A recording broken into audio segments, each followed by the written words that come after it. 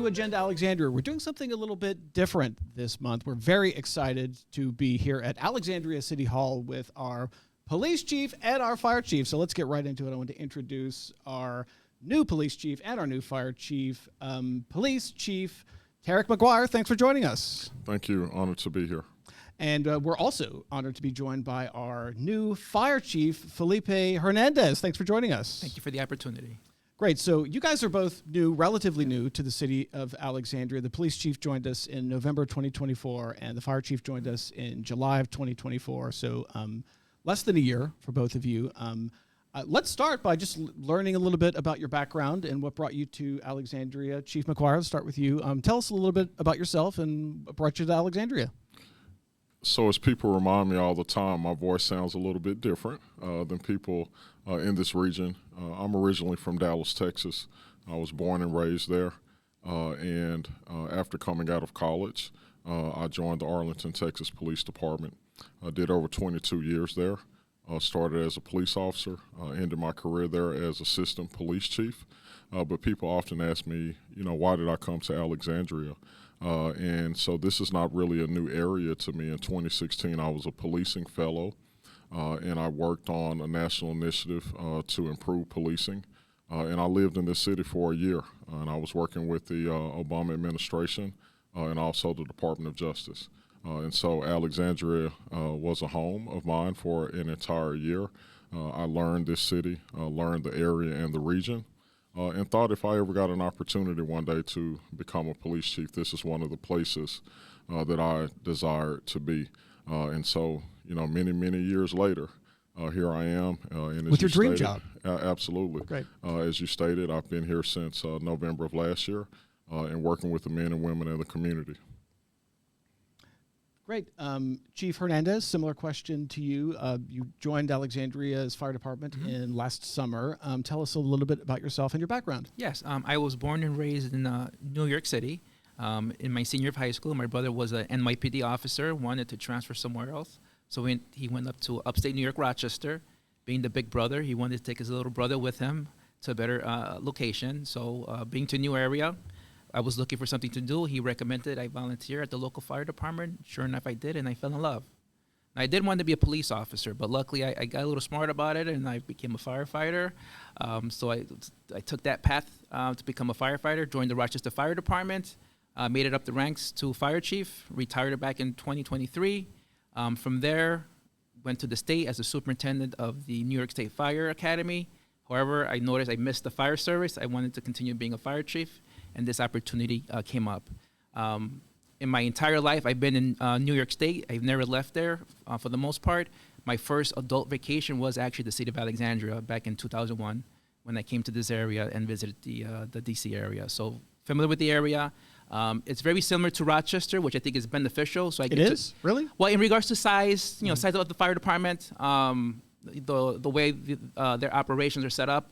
So it was a good fit for me to utilize my experience to the max to come over here and bring that experience over to the Alexandria Fire Department. Great. Well, I want to start our discussion with probably the most newsworthy of all of the questions that were submitted by our board, which has to do with immigration, cooperation with federal officials. Chief McGuire, outline for us the communication, the cooperation with federal immigration officials. How does that work? Are you guys working with ICE? Well, I think as a police agency, right, we respect all laws and we obey all laws. I've been in this profession for over 22 years now. And for me, the role of local police in a municipality or government has not changed. The local police departments do not have any place in enforcing immigration. Our job is to uphold the Constitution, treat people fairly, with dignity and respect, and enforce state laws.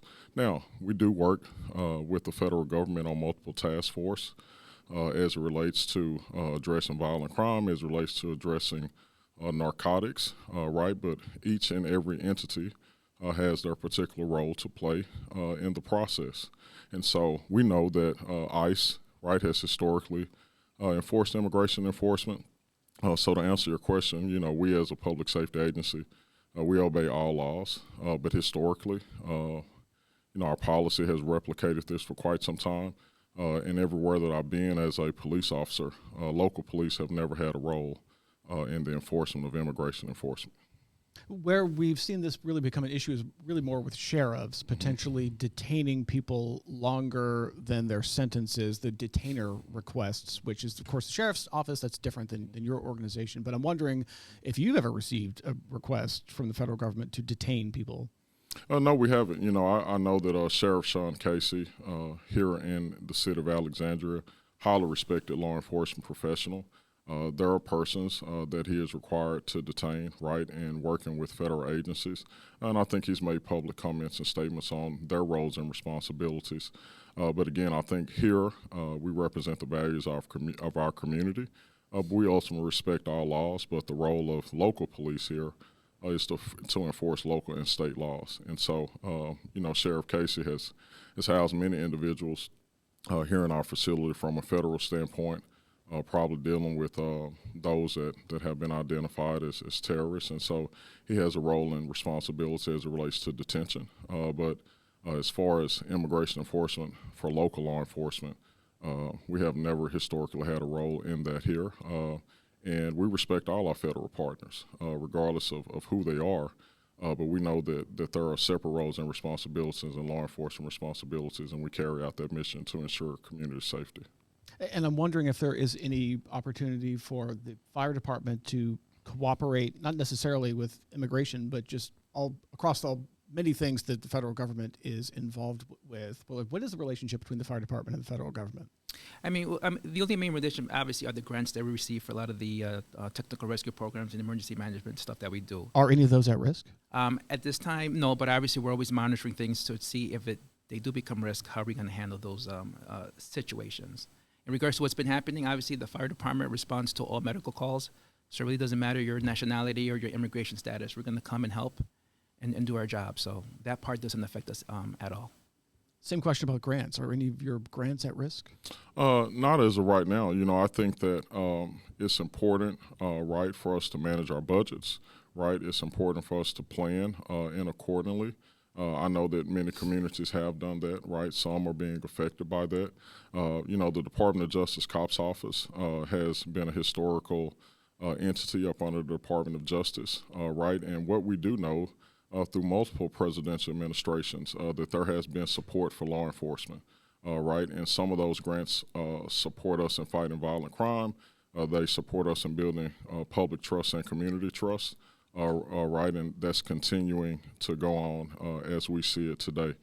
So from a public safety standpoint, we're continuing to police forward. We're continuing to work to keep our community safe, right, and we value all of the partnerships that we have. Did the city council place any limitations on the cooperation with the federal government that you are now under? No. Again, we as an agency are operating how we always have. And I don't think the mission of police in providing public safety to everyone in our community, I don't think that mission changes.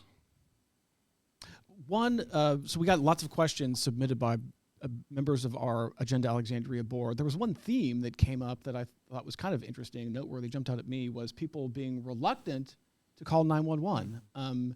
And so the fire question was about an oven fire. Okay. So one of our questioners said that they recently had an oven fire, but they hesitated to call 911 because they thought they could contain it themselves. Right. But then it got out of control, and there's smoke and scorched cabinets, and the Alexandria Fire Department apparently came within minutes, and they were great. But this person is reluctant to call 911 because they think they can handle it themselves. And I'm sure there are lots of situations Correct. that people can handle themselves, but where's the line where this is enough of an emergency to call 911 and get the fire department here? I mean, I would make it very clear. I would prefer you call anytime there's any potential of a situation you had. So I would recommend call us. Even if it's small, we'll come, we'll evaluate the situation. And if it's small, that's fine. But if you think it's a potential emergency, please call us. Because if not, the situation won't be handled appropriately. And we definitely need to go and respond to handle those type of situations. And then the police version of this had to do with traffic accidents. And so this person was just wondering, if they see or witness a traffic accident, should they call 911? Should they assume someone else does that? I mean, like, how should people know when they should call you guys and when there's a traffic accident? I echo the fire chief's comment. If you want an immediate response from emergency personnel, regardless of what the situation is, it's important to call 911. As it relates to traffic accidents, sometimes there are people that have really minor fender benders where you can exchange information and for documentation. But ultimately, if we see someone injured, or if we see a crash that's really truly impacting the roadway, backing up traffic, we absolutely want people to call 911. Again, I emphasize this, and I've always emphasized this, to get an immediate public safety response. It's important to call 911. There are other avenues that the city has as far as 311, right, for minor issues. If you have an issue or a complaint, that provides additional avenues for people to contact the city, and it probably trickles down to us in a public safety facet. But ultimately, if there's something that's going on the roadway or in the community, and you want an immediate response, it's important to call 911. Well, I think going back to our first question, there might also be a concern about immigration status, that people might be reluctant to call the police department or the fire department based on the caller's immigration status, and they don't want to be identified or deported, right? What's your message? Well, I actually asked both of you. Chief McGuire, what's your message to people who might be concerned about their own immigration status calling the police department?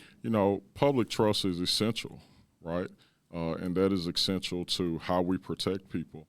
And regardless if someone is visiting the United States, right, or if someone is traveling through our city, we provide that same level of service to anyone. And so we know that there are a difference of opinions, right, on political situations.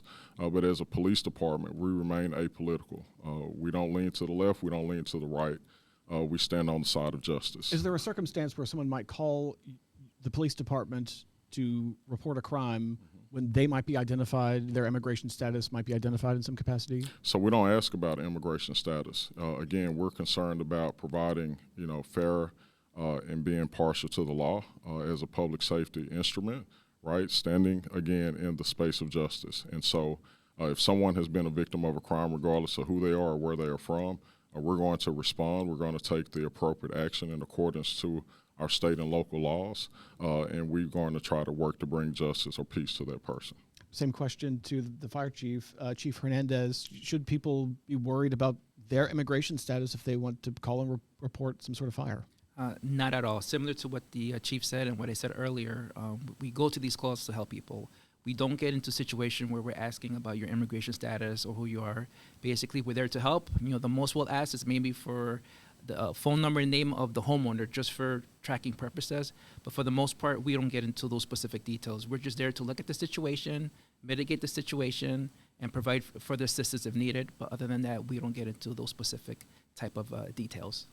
One question I want to put to both of you has to do with recruitment, and our members curious about how it's going and what the hurdles are. I'm sure this is a chief concern for both of you.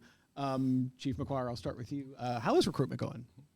Well, first of all, I think our agency is kind of policing forward. You will hear me say that very often, right? We've had challenges historically, but we're taking a fresh perspective. And so right now we're working on the development of our branding as a police department. Right, what makes this APD stand out, right, from other APDs around the nation? And so first, that starts with branding, right? And so we've been doing some filming here lately to where we anticipate putting out videos on social media, right, but also identifying our message to the community and our message to the nation. Why would someone want to come to Alexandria in the North Capital Region, right, and work here in this city? And so I think that, number one, there are many benefits. We are working to promote and improve our policing culture, right? We have multiple jurisdictional partnerships that is here within the region. And the thing about the city of Alexandria, it's a mid-sized city, right? We're not a small city, but we're not also a major city, but we're a mid-sized city in a metropolitan area. And so our community and our police department is a public safety entity to where you are able to progress and elevate through an organization, right? But you're not lost. in the crowd of people. And then I think the second thing is today we have to redefine what retention is for employees. I did over 20 years at the Arlington, Texas Police Department. My father worked over 40 years at his job where he previously was. But we serve in a multi-generational workforce today. And so it's important to create an environment, but also to understand that certain generations, right, are not going to work 20, 30 years on the job. And so we have to identify multiple avenues for them to come in and be beneficial to the organization, but also to create a work environment to where they feel comfortable and a culture to where they want to serve. You mentioned videos. Are the videos aimed at like police officers in North Carolina, like getting them to move to Virginia and become police officers here? Well, part of what our workforce just came up with is a couple of slogans. The one that I would kind of identify is that every badge has a story. Our community is very diverse, which means that our workforce is very diverse. And so what you will see is in that campaign that our officers are identifying where they come from, right? Whether they come from a legacy of serving in law enforcement, whether they come from another country outside the United States, right? But we have people here that have very unique stories to why they wanted to come serve in this community. Myself and the fire chief were just talking about our background and where we came from. There are things that this community and the community values have identified with us to why we wanted to continue our service here. And I think you'll start to see that messaging come out, and we hope to identify the best and the brightest to come here and to advance our mission. Same question to you, Chief Hernandez, on recruitment. How's it going, and what kind of hurdles are you facing? I mean, knock on wood, we've actually been doing pretty good lately. We actually have one of the lowest vacancy rates in the city at just under 3%. So things are going pretty good for us. We were averaging doing 2 recruit classes a year, and hopefully by 2027, we'll be going back down to just 1 recruit class. This current drive that we're going through, we actually yielded 200 more candidates than we did last time. So things are going pretty good with us. Similar to what the chief is saying, we got to keep focusing on why Alexandria, right? Why AFD? We're surrounded by other fire departments, so competition is high around here. So we definitely got to keep looking at ways to make us a sense for people wanting to come and work with us as well. But for the most part, we're doing pretty good with that. And related question on morale. How is morale at your respective agencies? Chief McGuire, I want to start with you. We did go through a period of time pretty recently when people started taking a different view about police officers. How is morale at the Alexandria Police Department? I think sometimes morale in any organization depends upon, who you're speaking to or talking to. I think that when I speak with my workforce, what's most important to them is stability and leadership, right? And so when you have a new leader that is coming in, the first important thing is to build trust. The same way we work to build trust in communities, the police leadership team and the mid-level management through the rank and file have to work to build trust with all employees. I commonly kind of refer to it as like the Home Depot model. The Home Depot model of leadership really focuses on from a bottom-up leadership style than a top-down management leadership style. So what I, as the police chief, have really been working on is establishing employee advisory committees to where I am talking to people at the line level to understand what some of their challenges are that's going to permeate a positive workforce. So when you talk about morale, I think the most important thing is that the police chief, right, does not dictate morale in an organization. It's up to me to establish different levels and stages for that morale to progress forward, and that starts with listening to people, right, and ensuring that they hear some type of results from that. And so we know the more healthy our workforce is, the more healthy that they will serve within the community. And so, we're working on that, right? That's a continuous process from resources, equipment, to, again, a positive working environment. And so, I would say that we're working on stability and leadership to improve morale in the organization, and we're trying to be with the boots on the ground to understand what their challenges are to work to improve morale in the department. Chief Hernandez, same question to you on morale. What is morale right now, and how would you describe it? I think overall morale is good and heading in a positive direction. I would share that morale was one of my first priorities as fire chief for the first year. It was some of the concerns that was mentioned prior to me arriving here. So I've been making an effort to try to improve morale.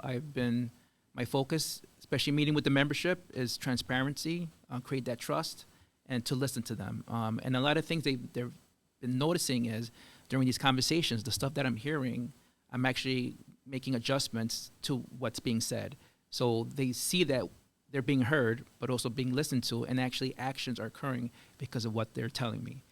So with that, I think we're building a great bond. I would share that historically, within the last 3 to 5 years, our retention rate was, we lost about 2.2 firefighters a month. Since I've been here, that number's down to 0.75. So something's happening. They're staying. They're looking forward to what's happening. And we're going to continue working on some of those things to help that morale keep improving as well. Put that 2.2 in context. Was Yes. that a large number? Was that an alarming number to you? Or Well, for me, yes, because, frankly, where I came from, we never lost people through quitting in a sense, right? Retirement, yes, but these are people actually leaving with less than 5 years on the job, going to other places. What was driving that? And that's something I wasn't used to.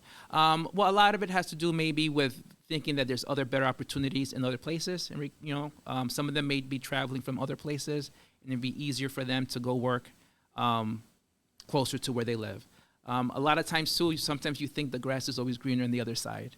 I will share that even within the last couple of months, I actually had 2 people that left that actually came back because they realized that the Alexandria Fire Department was a better fire department and decided to come back. So I think working on those things, I think is important. Like I said, things are going good, and we'll keep making some improvements. I know another thing was the work schedule is a concern with the membership. Most fire departments locally work a 56-hour work week. Per the current CBA, we are scheduled to go to a 50-hour work week, literally in a couple of months. And I think if we successfully do that, I think that's going to continue to improve the morale because, we are helping with the working conditions and better work hours for them. Chief McGuire, what are your retention numbers like? So right now, we're probably averaging about 2 employees a month, right? And so when you think about that totally, that's probably about 24 employees a year. And so it can vary on the sworn side and the non-sworn side.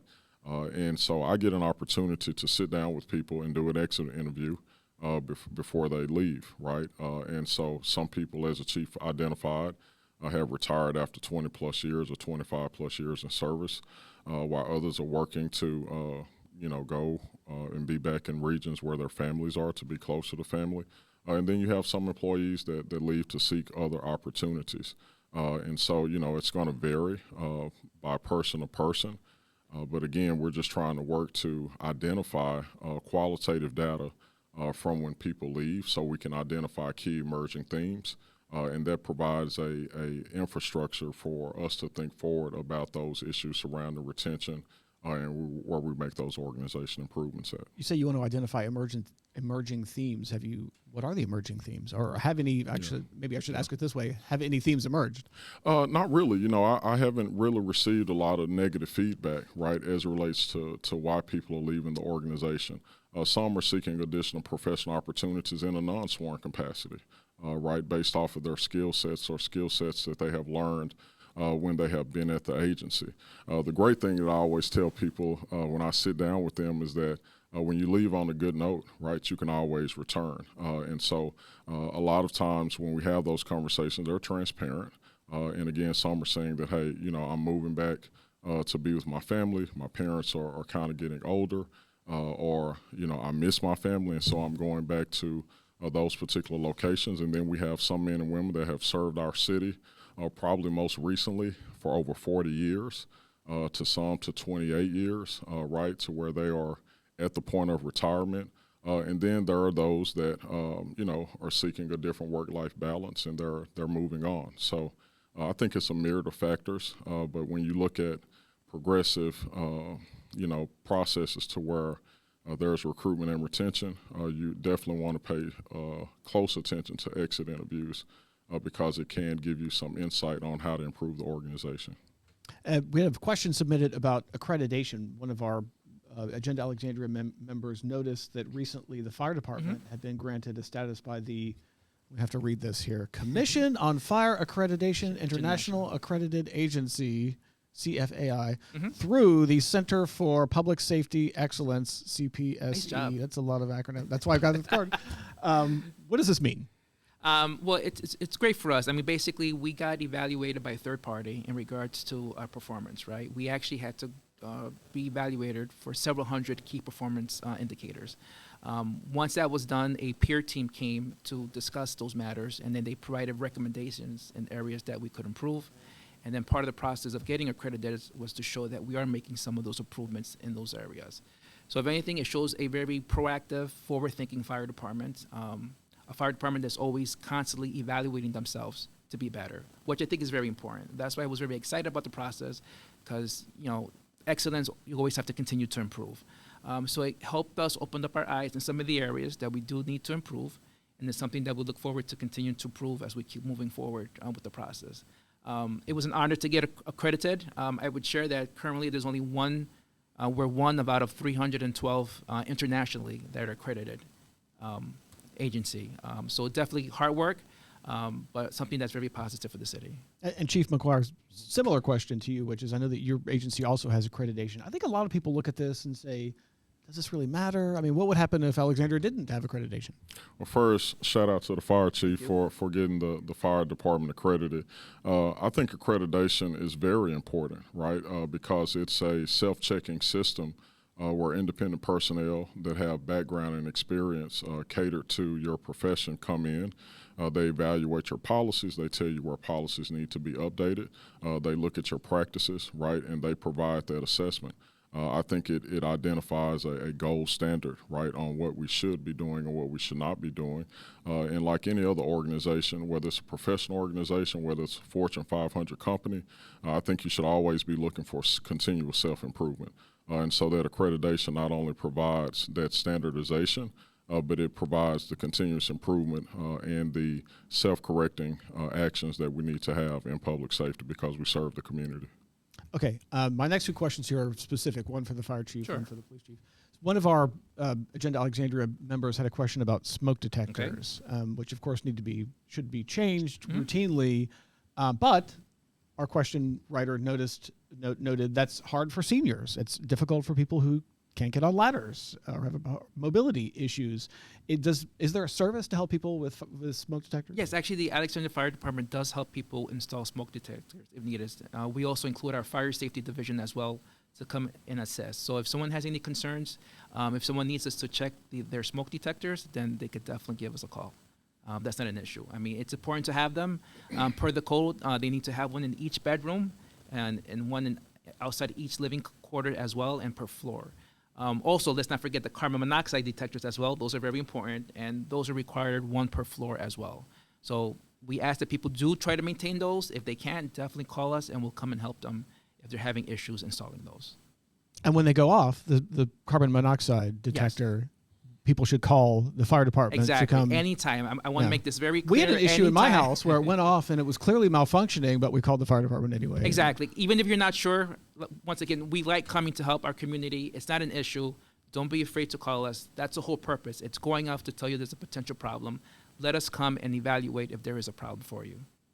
And then police-specific question. We had one of our members ask a question, which I'm sure lots of newcomers to Alexandria are wondering, what is the difference between the sheriff's office and the police department? You know, where I used to live before I moved to Virginia, there were overlapping jurisdictions where the sheriff was doing law enforcement and also the police department was doing law enforcement. How does it work here in Alexandria? So, number one, the sheriff here is an elected official, right? The police chief is appointed by the city manager. Historically, sheriff departments handle civil processes. When you think about evictions, when you think about serving certain orders, right, that are civil in nature, and then they also manage the detention, right, of persons, and also provide services at our courts. And so the local law enforcement agency here focuses on, responding to 911 calls for service, enforcement of state and local laws, and so we work collectively together. So if we should make an arrest, of course, we take them to the sheriff's department where persons are detained. And so I would probably explain it, easier to say that we have kind of like a law enforcement presence in the community. while the sheriff has more of a civil presence in the community, but also is accountable for detention efforts. Now, what's different, as you kind of pointed out, in different jurisdictions is when you have like rural areas more so, or larger county-wide areas, then you see the sheriff department that is employed for those law enforcement activities also, along with those civil processes. But majority of the time across the nation, sheriffs are elected officials, right? They run for that position. To where police chiefs are either appointed by a strong mayor or appointed by the city manager. And so here in Alexandria, we have a council manager form of government where the city manager appoints the police chief, and of course the sheriff runs for his office or her office. And as a general rule, the sheriff's office handles the courthouse and security around the courthouse and the jail, and they run the jail, but they're not like patrolling the streets or picking up speeders or anything like that. No. Now, they may have those law enforcement powers, but here, ideally, what you just pointed out, when you go to the courthouse, the sheriffs or the deputies per se under the sheriff are going to be your bailiffs, right? They're going to be probably at those entry points and those checkpoints entering into the courthouse. And then they're accountable for the care, custody, and control of persons that have been incarcerated. And then you will see them time and time out in the community kind of focusing on the serving of civil processes. One of our one of our members asked about cooperation with the schools, and I think this person was remembering from their school days that they used to go to assemblies and they heard stop, look, and listen before you cross the street, right? Mm-hmm. I'm wondering, I'll put this question to both of you. Do you guys work with the school system? Chief Hernandez, I'll start with you on this one. Do you work with the school system, and what is that experience like? So currently at the Mini Howard School, they actually created a classroom for a fire program. So they haven't started it yet, but we are in communication with them to support that program. Hopefully within the next year, that program will go into effect. So that's something that we're going to be looking to help them with that program, but more importantly, as a recruitment opportunity to grab those kids afterwards. As of right now, there is currently a EMS program, and we have been in communication with them. Once again, seeing if there's potential candidates for recruitment as well. So that's something that we are working on with them, with the schools. And then Chief McGuire, same thing. Is stop, look, and listen even something that is relevant anymore in our world? And are you working with the schools? Well, yes, programs have evolved. When I was a kid in elementary school, you had the DARE program. I think I used to actually be like I don't know if I was a hallway monitor or a school crossing guard. Yeah, you can see that. See, he admitted, we joke about this, but he admitted early he wanted to go into law enforcement. I know. So I had the little badge thing. I don't know what it was, but I helped crossing at schools. But ultimately, I've said. Do we have a photograph of that? That I don't have, right? But Polaroids back then. So, but what I will say is that police and fire, right? I just left an event here at the Charles Houston Center, and you have the police department and the fire department. They're working together with youth. And so we're heavily engaged with youth, not only within our schools, but also within our community. What I'm most proud of are our officers who work with youth, probably at a high school level all the way down to an elementary school level. Most recently, we just launched a new mentoring program at George Washington Middle School, I believe, and that's called the AIM program, Alexandria's Initiative on Mentoring.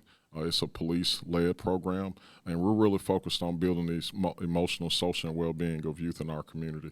It's important that we make contact with them, right, in non-police capacities where we can build relationships. So I would say we're heavily engaged with youth within our school systems. And then we've got to build a path forward. We know that there are things that we've got to work on, but our job is continuous work. And then another question, I think this might be more of a police question, but on scams, when should people report them? This is sort of in line with, when does something cross the line that they should call 911 or call the police department? Because, people get scammed all the time. Facebook, phone calls, notifications from the IRS. Mm-hmm. We even had, in fact, the question said something about bad mouse clicks that freeze computers with loud warning messages. I'm not exactly sure what that's supposed to mean. But, when should people call to report a scam? Well, like any other issue, I think it's important to call and report crime. We don't know anything about it a lot of times if you don't call and tell us about it. I think that there are kind of historical scams that are out there, right? You just pointed out one, the IRS. The IRS doesn't really send you text messages about debts and tell you to click on a button, right, in order to pay a bill. The IRS normally contacts you in historical ways, right, either by telephone or they're going to send you a communication by mail, right, through a letter. And so I think, just as we deal with technology inside our jobs, we call it phishing, right? When you click on that, it's so important to look at those identifiers, right? If it doesn't seem right or if it doesn't feel right, don't do it, right? No entity is going to ask you to send money overseas to pay a bill. And we know sometimes that those type of messages focus on some of are most vulnerable in the community, some of those that are senior citizens, and so we've got to continue to get that message out. I think it's a very important question, especially at times of year around tax season, also in times of year around holiday season, where people are seeking to take advantage of people and get money from them. And so, yes, absolutely, call 911 again, report that. Our detectives will investigate that, look into that, or they'll give you some type of guidance. So another question that would be relevant to both of you, which is being fully prepared. People want to be prepared for anything that might happen. What can people do to be individually prepared in their own houses in the case of an unexpected emergency, and how will local authorities communicate with us is the question. Chief McGuire, I'll start with you. What can people do to make sure that they're prepared for any kind of emergency that might happen? Well, there are a lot of emergencies that can happen, right, in the community. But I would just kind of focus on crime prevention, right, from a public safety landscape. So it's important to lock your doors, right? It's important not to leave valuables inside of your vehicle. But most importantly, it's important to work with the police. I've been adamant since I've been here. I've said public safety is not solely based on the police. It is going to work through partnership within our communities. And so, number one, I would say it's important to secure your valuables, to secure your property, and secure your home. Know your neighbors. The great thing about this city, it is a community. There is a lot of connectedness as it relates to the city. The second thing is that your officers in your neighborhoods want to work with you to build what those public safety efforts are, right? We want people to feel comfortable with us. We want them to know us. We want them to see us on a daily basis. And then the last thing is we want to work together. Every community is very unique. And so when public safety and preparedness meets together, we know that we're going to have a safe community. Again, work with the police. We're here to provide safety to you. But also it's important to take ownership as it relates to locking your valuables up, right? Ensuring that you're not becoming a victim of opportunity, but you're securing yourself to minimize that you will become a victim of a crime. I'm always amazed that people don't lock their doors and don't lock their car doors and it's a different thing. Chief Hernandez, same question to you. What can people do to be prepared for emergencies? I know from another capacity that there's an issue with battery storage. So like those scooters you see riding around, there's batteries, and those batteries sometimes can catch fire and they can be kind of dangerous. Right. And then if you store your scooter in front of your door, you've blocked the exits to your house, and there's the fire at the door, right? So what can people do to be prepared? Yeah, so the main thing is fire prevention, right? What you basically mentioned. Obviously we spoke about it earlier. Having proper working smoke detectors is critical.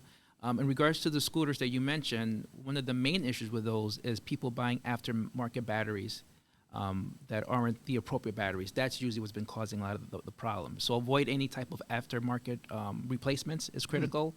Don't store any flammable equipment inside your house. Don't operate any fuel-powered equipment in your homes as well. In regards to emergency management, because obviously with storms potential, you want to be prepared to protect yourself at least for 24 to 36 hours. So obviously make sure you have appropriate working flashlights if needed, some extra water, some extra food to kind of protect yourself as well in case for those emergencies. And also basically maintain your equipment well, right? If you have a proper working furnace, you're not going to have any CO problems in the future if you're maintaining it properly as well. All right, you have been watching a special virtual edition of Agenda Alexandria. We will be back in real life, IRL, in May, so keep an eye out for that. Chief McGuire, Chief Hernandez, thanks for joining us. Thank you. Thank you. This is Agenda Alexandria, a nonpartisan organization that takes a look at the issues without taking sides. Whether it's the city's sewer system, education, public safety, climate change, or perhaps a look back into Alexandria's history, Agenda Alexandria is here to shine a light. What makes the organization so successful is our people.